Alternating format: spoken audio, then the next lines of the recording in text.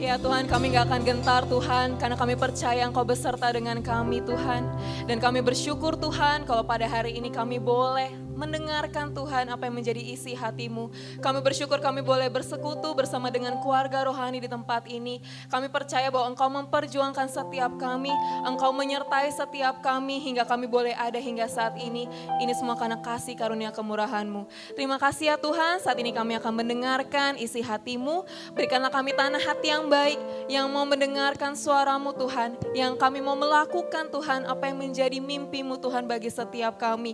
Dan kami rindu Tuhan, kami boleh diperbarui semakin hari Tuhan, semakin sempurna seperti apa yang Kau mau Tuhan. Sembunyikan hamba-Mu di belakang salib-Mu Tuhan, biarlah hanya kebenaran-Mu saja Tuhan yang disampaikan hari ini. Terima kasih Tuhan Yesus, hanya dalam nama Tuhan Yesus kami selalu berdoa dan mengucap syukur, haleluya, amin.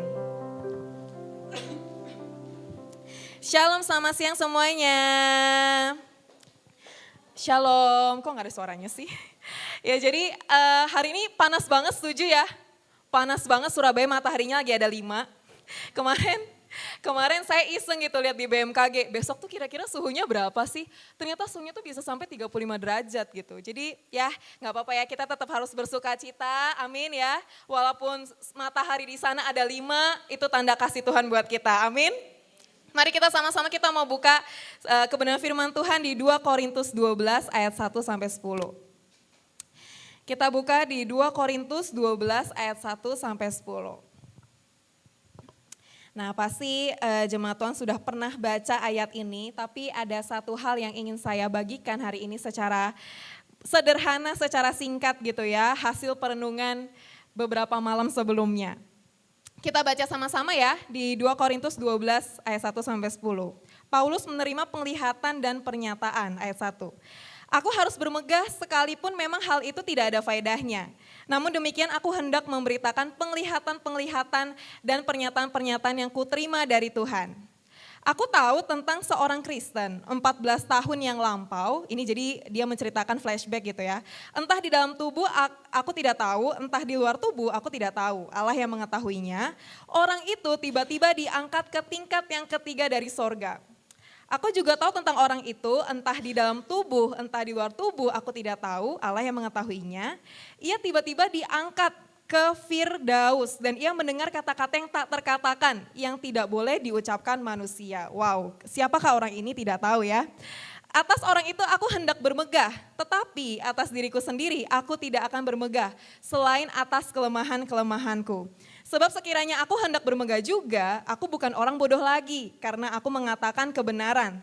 Tetapi, nah ini ya, aku menahan diriku supaya jangan ada orang yang menghitungkan kepadaku lebih daripada yang mereka lihat padaku atau yang mereka dengar daripadaku. Dan supaya aku jangan meninggikan diri karena pernyataan-pernyataan yang luar biasa itu, maka aku diberi suatu duri di dalam dagingku, yaitu seorang utusan iblis untuk menggocok aku supaya aku jangan meninggikan diri. Tentang hal itu aku sudah 3 kali berseru kepada Tuhan supaya utusan iblis itu mundur daripadaku. Tetapi jawab Tuhan kepadaku, kita baca sama-sama 1, 2, 3. Cukuplah kasih karuniaku bagimu, sebab justru dalam kelemahanlah kuasaku menjadi sempurna. Sebab itu terlebih suka, masih baca sama-sama ya. Sebab itu terlebih suka aku bermegah atas kelemahanku, supaya kuasa Kristus turun menaungi aku. Terakhir kita baca yang kenceng, 1, 2, 3. Karena itu aku senang dan rela di dalam kelemahan, di dalam siksaan, di dalam kesukaran, di dalam penganiayaan dan kesesakan oleh karena Kristus. Sebab jika aku lemah maka... Oke, siapa yang mau di dalam kelemahan, di dalam siksaan, dan di dalam penganiayaan? Gak ada yang mau tunjuk tangan. Makanya saya suruh baca semuanya gitu ya. Biar setidaknya kita pernah baca gitu ya. Nah, beberapa minggu lalu lebih tepatnya ya, saya iseng untuk melakukan asesmen psikologi. Jadi check up psikologis gitu. Kan saya gak pernah gitu. Pernah sih sebelumnya, tapi itu buat kerja. Tapi saya nggak tahu hasilnya. Nah yang ini saya penasaran, pengen tahu deh hasilnya gimana gitu ya. Udah saya diisi berapa soal gitu ya, ada ratusan soal disuruh gambar. Pernah ya gambar titik jadi apa? jadi apa, terus gambar segitiga jadi apa gitu ya. Terus habis itu kita disuruh ngisi titik-titik misalnya kayak gini, kalau misalnya aku punya uang 1 miliar, titik, kayak gitulah kira-kira. Jadi tes psikologi itu kita nggak bisa tahu nih jawabannya benar atau salah, pokoknya itu tiba-tiba bisa kasih kita tuh orangnya kayak gimana gitu. Seminggu kemudian akhirnya saya ambillah hasil saya dan saya konsultasi lah sama psikolog yang membacakan itu gitu. Hasilnya adalah part 2. Hasilnya tuh cukup membuat saya kaget gitu ya. Jadi semua kepribadian yang ada di muka bumi ini gitu ya, saya tuh semuanya menonjol gitu. Jadi ada kepribadian apa 8, value apa 8, itu semuanya saya menonjol gitu. Nah tapi ya, ini yang sebenarnya itu nggak seberapa kaget gitu, ini yang lebih kaget gitu. Ketika di halaman belakang itu ada kesimpulan gitu. Kesimpulannya adalah saya itu punya self love yang rendah. Saya kaget gitu ya, masa sih seorang Elenita ini yang kadang-kadang juga saya ngomong ke cermin, ih Ellen kamu kok cantik banget gitu hari ini. Ternyata self love saya rendah gitu. Artinya tuh saya tuh kurang bisa menyayangi diri saya sendiri gitu, saya kaget. Terus habis itu psikolognya nanya kayak gini, Kak Ellen kalau di rumah atau di tempat sosial gitu, kalau kamu ngerasain emosi kamu sering mengekspresikannya enggak? Gitu dia tanya. Terus saya bilang, kalau makan termasuk gak Kak gitu, soalnya saya nggak tahu gitu kan. Terus dia bilang, ya salah satunya sih, cuman lebih kayak mungkin kamu kalau lagi sedih atau lagi mungkin kecewa, kamu tuh lebih ekspresif gitu. Dia tuh menjelaskan gitu. Terus saya bilang, saya pikir gitu ya, kayaknya kok saya jarang ya gitu. Akhirnya saya cerita gitu, kalau di keluarga saya itu kita nggak pernah punya space untuk kita itu bisa ekspresin emosi. Jadi dulu saya diajarin gitu di keluarga saya, kalau kamu senang, dulu misalnya saya ranking gitu ya, kalau kamu senang kamu nggak boleh terlalu senang. Karena di atas kamu masih ada orang yang lebih pintar gitu. Jadi kalau misalnya kamu ranking ya udah oh ya udah memang kewajibannya kayak gitu. Atau misalnya terlalu sedih, saya ingat banget dulu saya waktu kecil, saya pernah cerita ini di Rikom ya, saya tuh pernah jatuh dari sepeda sampai gulung-gulung gitu ya, terus darah-darah ini sampai masih ada bekasnya, saya tuh berdarah-darah gitu. Kan masih TK kan sakit ya, walaupun udah gede pun juga sakit gitu. Terus saya mau nangis karena sakit gitu, terus mama saya ngomong, Ellen gak boleh nangis. Kamu gak boleh nangis, kamu ambil obat terus kamu obatin. Bayangin ya, masih TK tuh saya gak boleh nangis. Akhirnya saya gak jadi nangis gitu, jadi saya gitu, karena kan sakit gitu ya. Saya inget banget, akhirnya saya obatin sendiri gitu ya. Dan selama diobat tuh saya gak boleh nangis gitu ya. Terus misalnya kalau saya marah gitu ya, misalnya saya marah di keluarga saya gitu ya, karena saya paling bungsu, paling kecil gitu ya. Ketika saya marah, keluarga saya marahin saya balik gitu ya, karena merasa bahwa kok kamu marah sih Len kayak gitu. Padahal kan ya wajar ya misalnya kita marah akan suatu hal gitu ya, karena kan masih kecil tuh masih belum tahu gitu emosinya, pokoknya marah-marah aja gitu. Sehingga saya nggak pernah marah, saya nggak pernah nangis, saya kalau misalnya ada dapet sesuatu saya nggak pernah seneng gitu ya. Jadi nggak pernah gimana ya, terlalu berlebihan lah mengekspresikan. Akhirnya dia bilang kayak gini, Len kamu tuh kelebihanmu itu memang menonjol, semua kepribadian kamu ada. Tapi akhirnya kamu itu jadinya gak bisa menyayangi diri kamu sendiri. Soalnya kamu itu tidak memberikan batasan-batasan emosimu tuh untuk keluar, kayak gitu. Dia bilang kayak gitu. Terus saya berpikir gitu ya, wah ternyata itu tuh bisa jadi kelemahan ya. Dulu saya berpikir bahwa saya tuh orangnya baik-baik aja gitu. Mau dikasih kerjaan 1000 kerjaan dalam sehari saya bisa gitu ya. Mau saya misalnya jatuh dari motor disuruh gak nangis saya bisa gitu ya. Disuruh nahan emosi saya bisa. Tapi ternyata saya pikir itu kelebihan. Tapi ternyata itu ada kelemahan. Dan saya menyadari bahwa saya itu karena didikan keluarga yang kayak gitu. Gak tahu ya di sini ada gak yang keluarganya juga kayak gitu. Didikan keluarga yang kayak gitu, lingkungan saya yang kayak gitu. Membentuk di dalam diri saya sadar gitu. Ada seorang Ellen yang lain gitu ya. Seorang Ellen yang lain yang dia itu jahat gitu dalam tanda kutip ya. Jadi apa ya, saya itu jadi orang di dalam diri saya gitu ya, ada sesosok Ellen yang selalu nuntut saya gitu. Nuntut untuk apa ya, nggak bisa jadi manusia yang sewajarnya manusia gitu. Contoh misalnya saya udah capek gitu ya, ada Ellen, sesosok Ellen ini gitu ya, yang Len masa gitu aja kamu capek, nggak boleh tidur, kerjain tugasmu, kayak gitu loh. Sampai kayak kadang misalnya ada orang gitu ya yang menyakiti hati saya sakit gitu hati saya. Si Ellen itu ngomong kayak gini, halalen masa gitu aja kamu sakit hati, kalah kamu sama orang-orang di luar sana yang udah berkali-kali dikhianati dia masih mau mengampuni, gitu-gitu loh. Jadi itu sangat-sangat membuat saya struggle, itu kelemahan saya sadari gitu dan saya ceritakan gitu, itu kelemahan saya struggle banget, saya bergumul banget, saya sedih gitu karena di luar gitu ya, di gereja, di tempat kantor, di semua orang gitu. Saya bisa seperti Ellen yang profesional gitu, seperti Ellen yang bisa ketawa-tawa. Tapi kalau misalnya saya sudah masuk ke kamar saya dan ketemu sama si sosok Ellen ini gitu ya, saya struggle banget, saya tuh benar-benar bergumul banget karena Ellen ini tuh sangat keras sama diri saya sendiri gitu. Jadi yang membuat saya keras itu bukan keluarga saya mungkin, tapi diri saya yang lain gitu. Dan ini saya struggle banget sehingga saya tuh sulit untuk melihat dan menikmati kebaikan Tuhan. Karena menurut saya tuh ketika ini salah satu Ellen yang dalam tanda kutip jahat itu ya. Kalau misalnya saya itu melakukan pencapaian, saya merasa itu harusnya kewajiban manusia tuh kayak gitu loh. Jadi saya nggak pernah bangga gitu loh. Atau mungkin misalnya saya dalam keadaan terpuruk pun saya akan jadi apa ya? Ada Ellen yang memecut saya gitu untuk tetap terus jalan, Len. Kamu harus jalan. Biar gimana pun berdarah-darah kamu gak boleh nangis, kamu berdiri, kamu lari lagi gitu ya. Dan itu sangat-sangat struggle banget gitu. Saya pernah kok di dalam doa saya gitu ya, Tuhan tuh pernah reminder soal ini, soal sisi Ellen yang sangat keras ini gitu. Kalau dibiarkan terlalu lama, pasti saya akan jadi orang yang jadinya self love saya tambah rendah gitu ya. Saya nggak menyayangi diri saya sendiri. Kalau saya nggak menyayangi diri saya sendiri, gimana saya bisa menyayangi orang lain gitu ya. Kalau sama diri saya sendiri aja kayak gitu.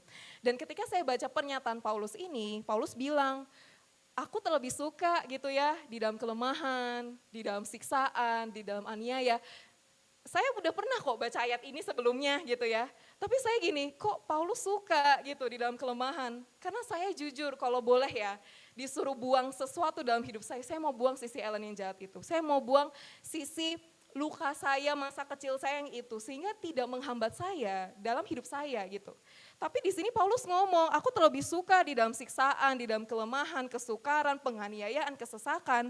Karena jika aku lemah, maka aku kuat. Saya waktu itu nggak pernah ngerti maksudnya Paulus. Sampai akhirnya di dalam tahun-tahun ini gitu ya, saya sering banget dapat ayat ini. Dan saya berdoa, saya mencoba untuk merenungkan apa sih yang Tuhan mau sampaikan lewat ayat ini. Karena jujur ya, jujur li guys, ayat ini tuh yang paling membuat saya nggak paham gitu. Karena saya selalu dituntut untuk selalu kuat. Selalu dituntut gak boleh keliatin kelemahan. Kalau kamu memang lemah, liatinnya kalau kamu seorang diri aja gitu ya. Gak boleh diliatin di depan banyak orang. Bahkan di pekerjaan saya pun gitu ya, saya gak boleh. Misalnya muka saya kelihatan capek itu saya gak boleh gitu. Karena ketemu banyak orang. Saya selalu dituntut untuk kuat gitu ya. Tapi luar biasanya gitu ya Tuhan kita. Tuhan itu selalu memberikan hikmat dan pengertian buat kita tuh bisa mengerti maksudnya Tuhan. Dan ketika saya baca ini gitu ya, saya akhirnya tahu kenapa Paulus bisa bilang dia suka dan rela dalam kelemahan. Saya kasih 3 ya, yang pertama. Kenapa sih Paulus kok suka? Dia bilang ya, dia rela dalam kelemahan, aniaya, siksaan. Karena yang pertama, kelemahan membuatnya sadar kalau dia itu gak sempurna. Sehingga gak ada lagi yang bisa dia banggakan selain Yesus yang menyertai dia. Kalau kita baca tadi kan ayat-ayat itu dia ceritain ya, dia ketemu orang yang dia tuh bisa dari tingkat ketiga sorga lah, dia bisa di Firdaus dia mendengarkan kata-kata yang terucapkan manusia lah, itu kan ada sebuah kebanggaan ya. Gak ada loh orang yang bisa kayak gitu loh, cuma orang-orang tertentu doang gitu ya. Tapi abis itu dia ngomong, dia nggak ada kebanggaan selain kelemahannya dia. Di sini saya tuh menyadari bahwa kelemahan itu membuat kita sadar bahwa kita tuh memang gak sempurna. Dan gak ada lagi yang bisa kita banggakan selain Yesus yang menyertai kita. Kalau misalnya Tuhan Yesus gak kasih kita nafas hari ini gitu ya, jantung kita dibuat berdetak, kita juga gak akan hidup hari ini gitu loh. Terus apa yang mau kita banggakan gitu ya. Saya kan kemarin, saya tuh sering banget wawancara sama dokter gitu ya. Jadi wawancara sama dokter tentang apa. Sampai ada satu dokter tuh dia spesialis SPJK, spesialis jantung dan pembuluh darah konsultan. Jadi dia tuh udah belajar di Jepang, Belanda, Amerika, dia udah belajar tentang jantung gitu. Terus dia bilang kayak gini, Len, teknologi jantung tuh makin lama makin berkembang. Tapi nggak ada yang bisa ngalahin jantung buatannya Tuhan. Karena sehebat-hebatnya teknologi nggak ada yang bisa membuat jantung itu berdetak. Dia hanya bisa membantu gitu ya. Jadi saya pikir-pikir iya ya, kalau misalnya bukan karena Tuhan yang membawa kita sampai sekarang, kita juga nggak akan bisa survive gitu, apalagi dengan kelemahan-kelemahan kita sebagai manusia. Nah terus tidak ada lagi yang bisa dia banggakan selain Yesus. Kita tuh mudah sombong, dia kan ngomong ya, supaya aku tuh gak meninggikan diri, makanya aku tuh kayak dikasih duri dalam daging. Kita sebagai manusia tuh mudah sombong, saudara-saudara, saya pun juga gitu ya, mudah sombong. Kalau gak percaya coba ya diuji nih, diuji dengan cara apa? Coba kita lihat kelemahan orang lain. Pasti deh, di dalam hati kita muncul kayak gini, ih ya ampun udah gembala rohani tapi kayak gitu, ya kan? Atau kita lihat kelemahan orang lain, misalnya apa nih, wah bobrok banget gitu ya dia jadi manusia, terus kita dalam hati, puji Tuhan aku gak senakal dia gitu ya, itu udah sombong gitu ya. Atau mungkin kita merasa bahagia dan kita sangat sangat bangga dengan pencapaian-pencapaian kita, dengan apa yang kita miliki, itu juga bisa jadi sombong. Karena nature-nya manusia itu pasti sombong dan membandingkan diri dengan orang lain. Sehingga saya sadar, oh ternyata Paulus tuh suka ya dalam kelemahan, karena bagi dia gitu ya, kelemahan dia itu menghentikan dia supaya dia tuh gak sombong, supaya dia itu gak meninggikan diri. Kalau saya boleh cerita gitu ya, papa saya tuh selalu gitu ya, dia kan jarang baca Alkitab gitu ya, jadi rasul yang dia tahu tuh cuma 2, Petrus sama Paulus gitu ya. Nah dia tuh merasa gini, kalau misalnya ada pendeta yang ngaku-ngaku gitu ya, bisa pergi misalnya, wah ketemu Tuhan setiap hari face to face misalnya kayak gitu. Papa saya tuh gak percaya, karena papa saya itu standarnya itu Paulus gitu. Paulus aja gak sampai kayak gitu, rasul gede. Masa ada orang yang kayak gitu, katanya gitu. Nah, tapi kan artinya adalah Paulus ini tuh pencapaiannya udah luar biasa gitu sebagai rasul gitu ya.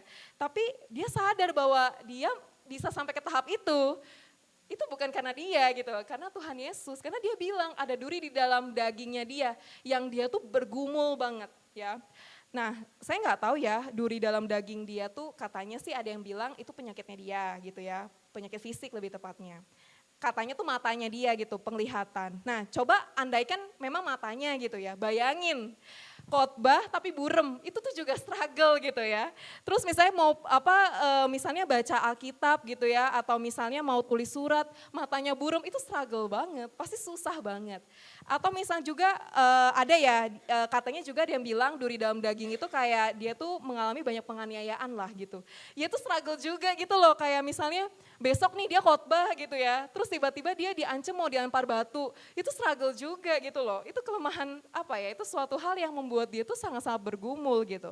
Tapi dia percaya dan dia tuh justru senang karena dengan kelemahan-kelemahan itu akhirnya dia sadar bahwa itu bukan karena kekuatan dia, melainkan karena kekuatan Kristus di dalam dia.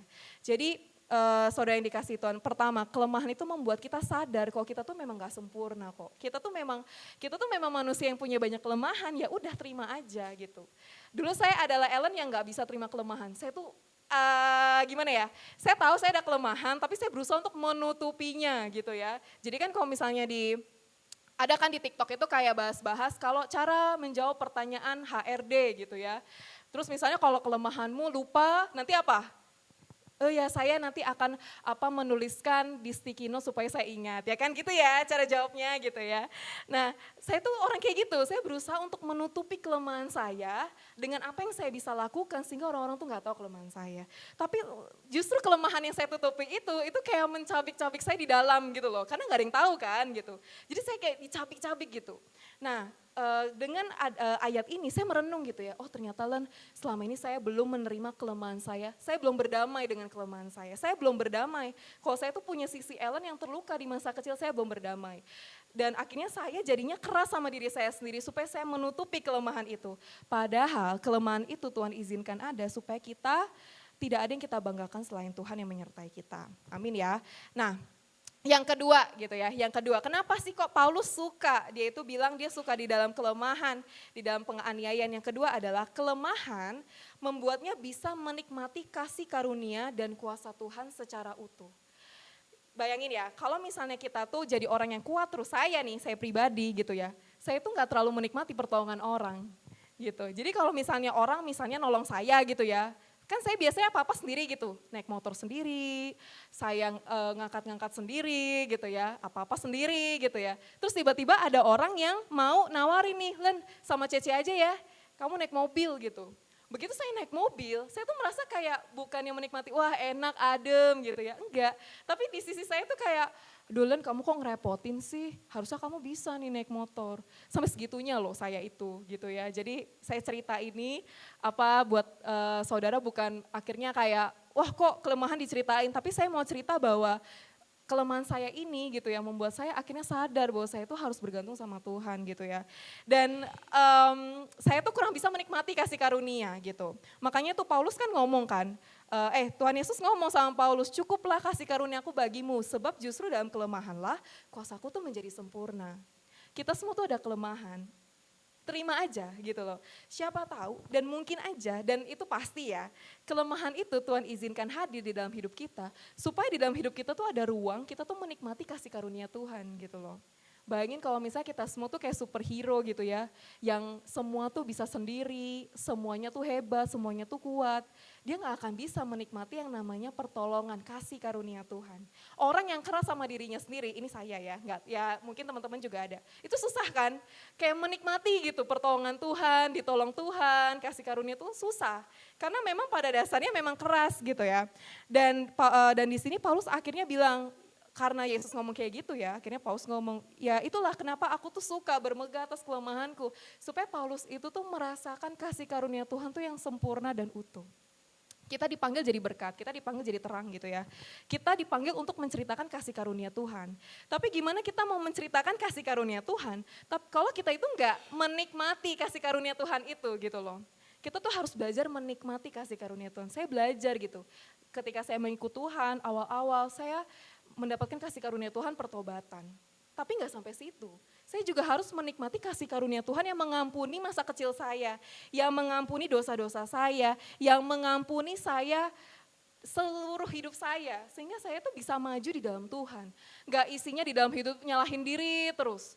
Merasa bersalah terus, gagal terus. Isinya tuh ya di dalam pikiran tuh kayak gimana ya aku bisa menyenangkan ini, gimana ya aku bisa mencapai ini, gimana ya aku begini, begitu gitu ya. Tapi ayo sudah belum kita menikmati kasih karunia Tuhan yang utuh gitu. Saya percaya itu proses gitu ya, saya percaya itu proses. Kalau misalnya kita adalah orang yang susah menikmati kasih karunia Tuhan, wah kita akan jadi orang yang sangat-sangat sengsara gitu ya. Tiap hari isinya ngeluh. Tiap hari lihat hidup rasanya pahit banget. Lihat dunia ini, aduh Surabaya panas, aduh Tuhan itu jahat, matahari dikasih 5. Kenapa aku mending di Amerika aja, salju gitu ya. Isinya tuh ya dilihat di mata tuh isinya tuh jahat banget lah dunia sama dia gitu. Itu adalah orang yang mungkin dia belum menikmati kasih karunia Tuhan secara utuh gitu. Kalau kita menikmati kasih karunia secara utuh gitu ya, kita panas puji Tuhan, Tuhan aku masih bisa merasakan matahari gitu ya. Kalau misalnya hujan, puji Tuhan adem gitu ya. Kalau misalnya kita di gereja ini gitu ya, kita melayani banyak gitu ya, kita ngerangkap puji Tuhan masih dipercaya. Karena kita adalah orang yang penuh dalam kasih karunia Tuhan gitu. Nah orang yang dia tidak penuh di dalam kasih karunia Tuhan, dia akan melihat segala sesuatu tuh jelek lah. Kalau si Paulus itu tidak penuh di dalam kasih karunia Tuhan, dia pasti akan mundur jadi rasul. Ya, saya bayangin gitu ya, saya berdiri di sini tiba-tiba ada tuh yang ngetok-ngetok, gereja ini akan digrebek satpol gitu ya. Yang pembicara hari ini akan dirajam batu. Wah, saya langsung mundur. Jangan suruh saya khotbah lagi, kayak gitu ya. Tapi kan Paulus gak gitu. Dia memang punya kelemahan itu juga jadi struggle buat dia. Tapi dia tetap bisa jalan, dia tetap maju. Karena dia melihat kelemahan itu bukan seperti manusia yang belum kenal Tuhan. Tapi dia lihat kelemahan itu sebagai cara dia untuk tetap terus mengandalkan Tuhan. Nah gimana sih teman-teman ngelihat kelemahannya teman-teman di sini gitu ya. Kalau kita ngelihat kelebihan kita pasti suka. Wah kelebihanku public speaking, wah kelebihanku ngajar, wah kelebihanku bikin konten, suka, pengen pamer gitu ya, pengen orang-orang tuh tahu kelebihan. Tapi begitu ngelihat kelemahan, ngelihat sisi lain yang kamu gak suka, apa responmu? Apa respon kita? Apakah kita jadi orang yang kayak, Tuhan kenapa sih Tuhan ciptain aku kayak gini? Kalau aku gak lahir di papa mamaku yang keras, pasti aku jadi Ellen yang penuh belas kasihan deh gitu. Atau mungkin kita melihat dunia kayak apa ya, kita tidak bisa melihat kelemahan kita dengan bijak gitu.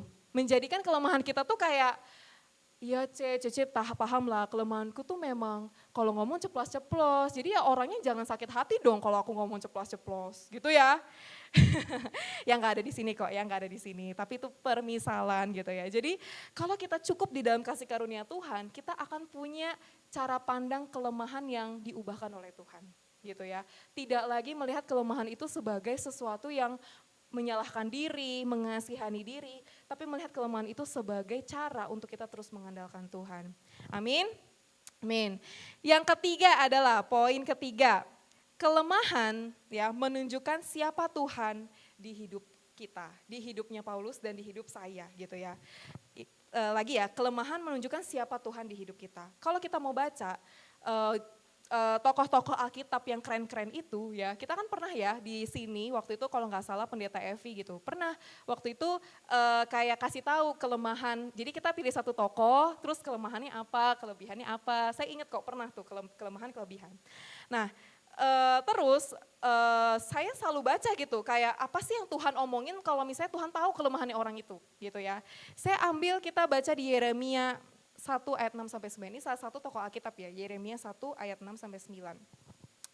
Kita harus lihat gimana sih cara Tuhan ngelihat kelemahan kita. Kita kan selalu lihatnya kita yang melihat kelemahan kita. Ini gimana sih point of view Tuhan Yesus, Tuhan ngelihat kelemahan kita. Nah ini Yeremia ya, kita baca langsung aja ayat ke-6. Langsung ayat ke-6. Nah Yeremia ngomong gini ke Tuhan. Kan Tuhan utus dia tuh jadi nabi gitu kan. Terus Yeremia ngomong, Tuhan sesungguhnya aku ini gak pinter public speaking. Soalnya aku ini masih muda berbicara public speaking gitu ya. Disama-samain aja. Selanjutnya ayat ke-7. Nih ini kata Tuhan ya, tapi Tuhan firman. Jangan bilang aku ini masih muda. Tetapi kepada siapapun engkau kuutus, haruslah engkau pergi. Dan apapun yang kuperintahkan kepadamu haruslah kau sampaikan. Janganlah takut kepada mereka sebab aku menyertai engkau untuk melepaskan engkau. Demikianlah firman Tuhan. Lanjut ayat 9. Lalu Tuhan mengulurkan tangannya dan menjamah mulutku. Tuhan berfirman kepadaku, sesungguhnya aku menaruh perkataan-perkataanku ke dalam mulutmu. Tuhan itu bukan Tuhan yang denial sama kelemahan kita. Bukan kayak motivator-motivator di dunia gitu ya. Kamu punya kelemahan, tenang, kamu pasti bisa mengubah kelemahan itu. Kamu tidak lemah, kamu kuat, FIFA hukum gitu. kuat terus gitu ya. Nah tapi di sini Tuhan tuh ngomong gini, Tuhan tuh tahu kelemahan Yeremia itu adalah dia tuh masih muda, dia gak pandai ngomong. Untuk itu Tuhan ngomong apa? Kepada siapapun engkau kuutus, kamu pergi dan aku akan menyertai engkau. Nah jadi Tuhan itu tahu kok kelemahan kita, Tuhan itu tahu kelemahan kita yang paling bahkan kita gak tahu gitu, Tuhan tahu.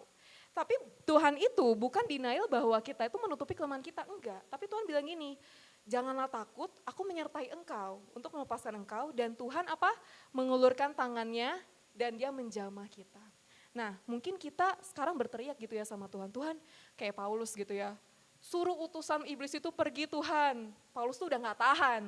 Udah sangat-sangat bikin dia tuh berat gitu menjalani ini semua gitu ya. Mungkin kita berteriak sama Tuhan, Tuhan tolong dong kalau bisa luka-lukaku ini segera hari ini pulih gitu ya. Kalau bisa kelemahanku yang gak bisa ngomong ini, tolong dong Tuhan, kita udah berteriak. Tapi jangan lupa ada satu part yang perlu kita tahu bahwa Tuhan tuh bilang sama kita, aku akan menyertai engkau dan Tuhan akan mengulurkan tangannya menjamah kelemahan kita. Dan kelemahan kita itu bisa memberikan kekuatan buat kita. Amin ya. Tuhan menjamah kelemahan kita. Mau kelemahannya dijamah Tuhan? Sudah belum kita meletakkan kelemahan-kelemahan kita di hadapan Tuhan? Kadang tuh anak Tuhan tuh miss poinnya tuh di sini gitu ya. Udah tahu kelemahannya apa, tapi ditutupin. Gak mau diserahkan, gak mau dikasih sama Tuhan. Karena mungkin ya merasa, ya saya juga pernah gitu ya, merasa gak layak. Merasa bahwa Tuhan masa terimanya kelemahanku sih gitu. Padahal kita tahu bahwa Tuhan adalah Tuhan yang menerima kita apa adanya gitu ya. Sudah belum kita serahkan kelemahan-kelemahan kita di dalam tangan Tuhan. Sudah belum kita menyerahkan kelemahan kita dan supaya Tuhan jamah dan Tuhan memberikan kekuatan buat kita. Sehingga Yeremia setelah itu gitu ya, kita tahu bersama bahwa dia itu akhirnya pergi dan dia jadi nabi gitu. Dan dia berperan, dia berkarya buat Tuhan. Mungkin yang membuat kita tuh susah berkarya buat Tuhan karena kita tuh masih ada ngestak di kelemahan ini gitu loh. Karena kita masih kayak bergumul terus sama kelemahan ini. Tuhan mau menjamah kita, memberi kekuatan buat kita, tapi kita simpen kelemahan kita. Kita simpen rapat-rapat kelemahan kita, gitu. Kita simpen dan kita nikmati kelemahan kita.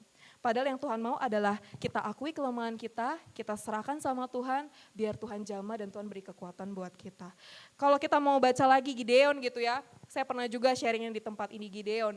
Dia itu adalah anak kecil di suku yang paling kecil gitu ya. Tapi Tuhan pilih dia untuk dia itu menjadi hakim-hakim di masa itu. Dan Tuhan manggil dia itu pahlawan yang gagah berani loh. Padahal Gideon itu waktu itu takut banget gitu ya. Tuhan tahu kelemahan Gideon tuh itu gitu ya.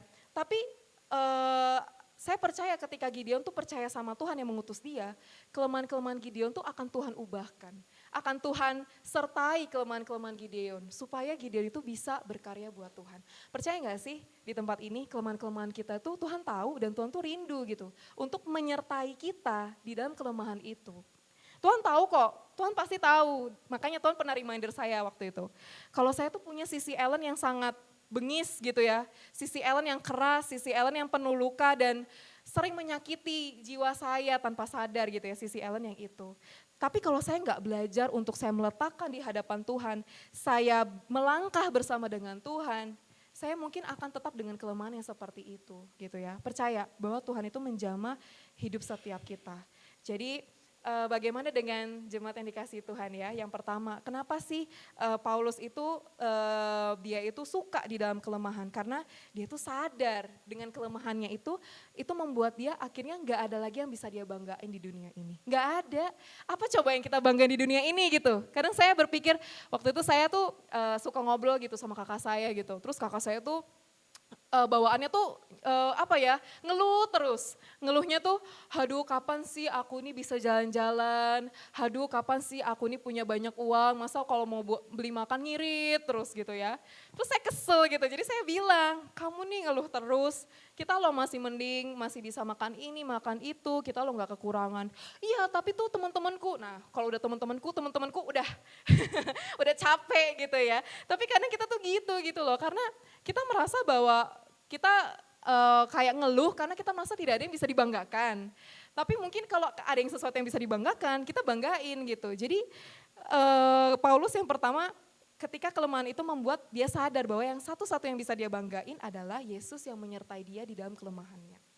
Ketika waktu itu saya ditunjuk jadi manajer, waktu itu saya ceritakan ke pemimpin rohani saya tuh bergumul banget gitu.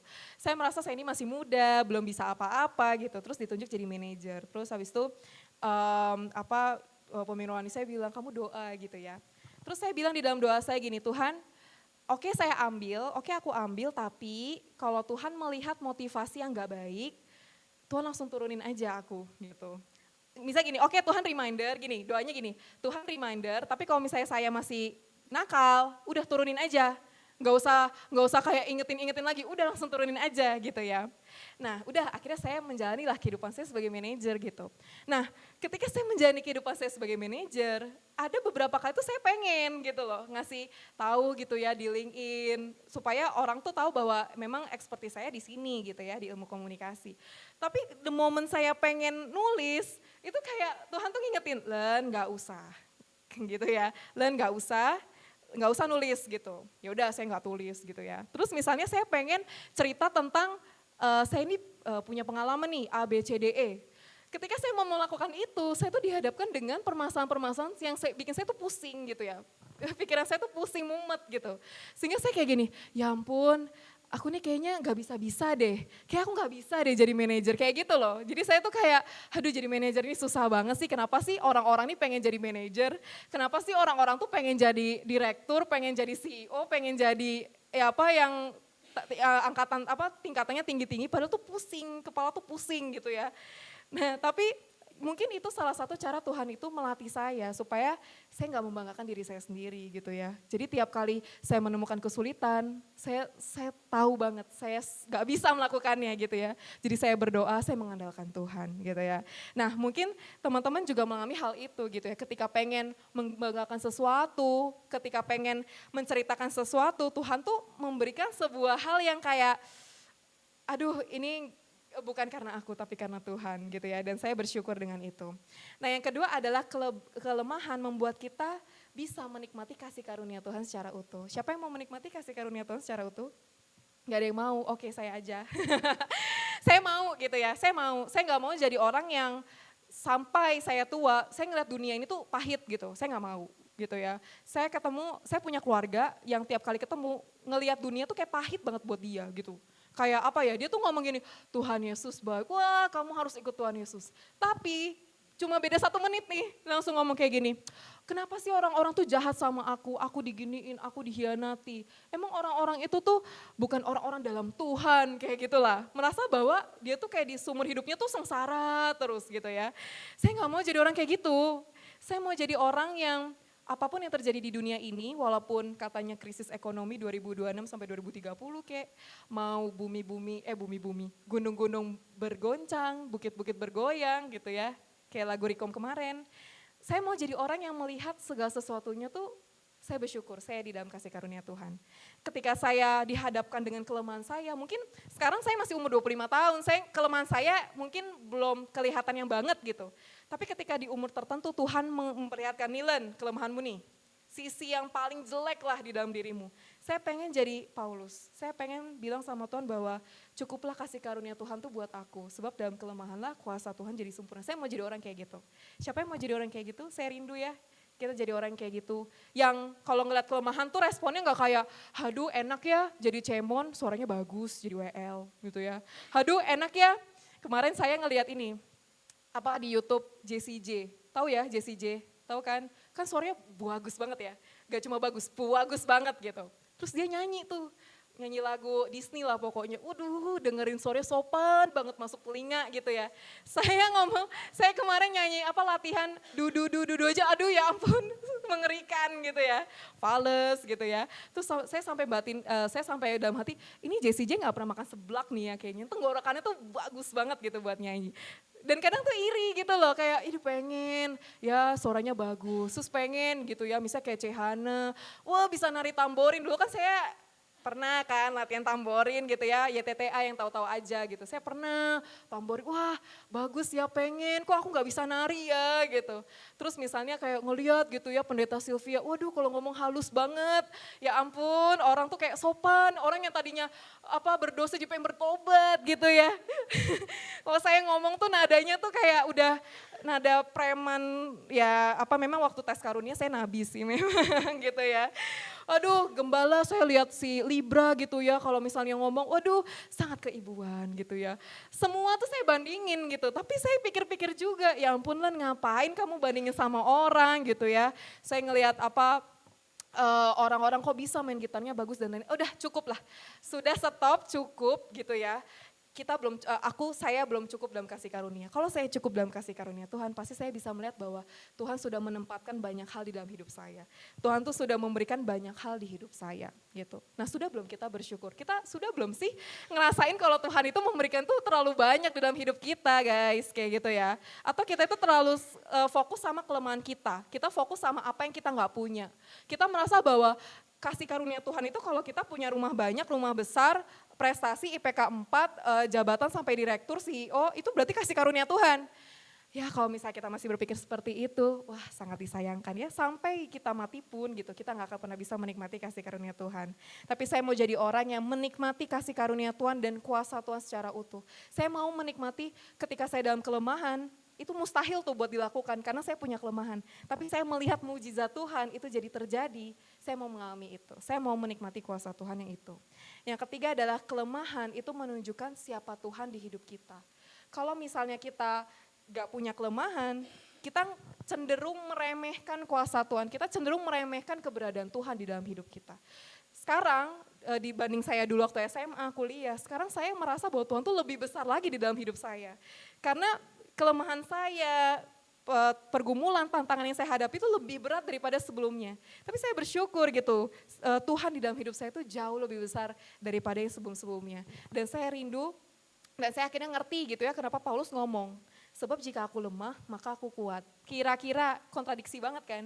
Sebab jika aku lemah, maka aku kuat. Waktu itu saya gak paham, tapi akhirnya saya paham gitu ya. Ketika aku lemah, aku tuh kuat. Iya kayak gimana ya, kayak tadi saya bilang gitu, saya tuh lemah. Tapi ketika saya lemah, saya merasakan kuasa Tuhan tuh bekerja di dalam hidup saya, sehingga saya tuh kuat gitu ya. Yang lemah itu kita, yang kuat itu adalah Kristus yang beserta dengan kita, amin. Yang lemah kita tuh memang lemah gitu, tapi Tuhan Yesus adalah Tuhan Bapa yang tidak akan meninggalkan kita. Itulah kekuatan setiap orang percaya, itulah kekuatan setiap kita. Maka itu saya selalu bilang gitu ya ke papa mama saya. Papa mama saya itu orangnya overthinkingan banget gitu ya. Ya saya juga sih gitu, tapi papa mama saya itu lebih overthinking lagi. Karena kita di keluarga pemasukan cuma dari saya dan kakak saya. Jadi papa mama saya itu kayak overthinking gitu loh, kayak nanti papa mama makan tahu tempe aja. Nanti yang makan ayam Ellen sama Elin gitu ya. Saya ngomong kan ngapain kayak gitu. Iya soalnya uangnya kita terbatas. Nanti kalau misalnya kita semua makan ayam nanti kita gak ada uang. Ya ampun mohon maaf ya. Kalau misalnya gak ada ayam nanti saya minta gereja. Enggak bercanda ya. Enggak lah, terus saya bilang, udahlah gak usah khawatir sampai kayak gitu. Kita loh masih bisa makan ayam, masih bisa makan ikan, masih bisa beliin kucing saya makanan.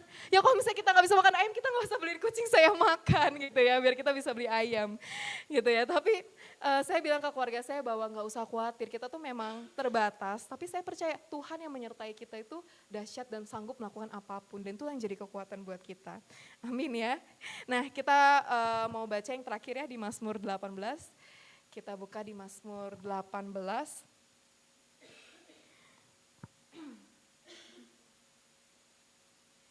Mazmur 18.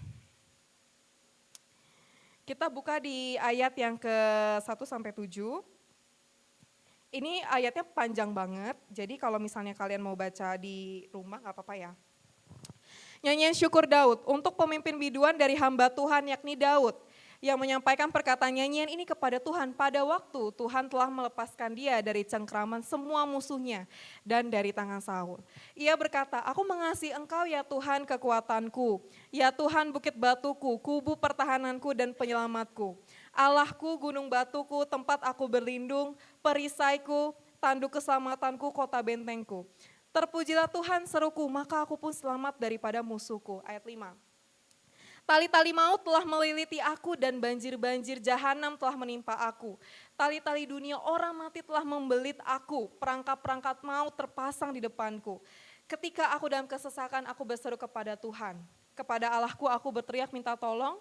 Ia mendengarkan suaraku dari baitnya, teriakku minta tolong kepadanya sampai ke telinganya. Nih ya Daud ya, dia bilang kayak rasanya tuh tali-tali maut tuh udah melilit dia gitu loh. Ya gimana enggak ya, dia tuh dikejar-kejar Saul gitu. Dia gak tahu besok dia hidup atau enggak gitu. Dia tuh merasa bahwa jiwanya tuh udah kayak bener-bener pengen mati aja gitu. Kayak udah aduh capek kayak gitu. Udah tepar gitu ya. Nah mungkin kita juga mengalami hal itu, kita udah capek sama dunia ini gitu. Kayak melihat kelemahan tuh kayak udah struggle banget. Ini yang dirasakan Daud. Lalu kita lompat di ayat yang ke-17 sampai 20. Ini kata Daud ya. Mazmurnya Daud ayat 17 sampai 20 dia ngomong kayak gini. Ia menjangkau dari tempat tinggi, mengambil aku, menarik aku dari banjir. Ia melepaskan aku dari musuhku yang gagah dan dari orang-orang yang membenci aku. Karena mereka terlalu kuat bagiku. Bahkan Daud tuh juga tahu musuhnya dia tuh sangat kuat buat dia. Ayat 19, mereka menghadang aku daripada hari sialku, tetapi Tuhan menjadi sandaran bagiku. Ia membawa aku keluar ke tempat lapang. Ia menyelamatkan aku karena ia berkenan kepadaku. Jadi kita gak sendiri ya, kita gak sendiri teman-teman. Daud pun juga kok pernah mengalami masa-masa dia tuh struggle banget.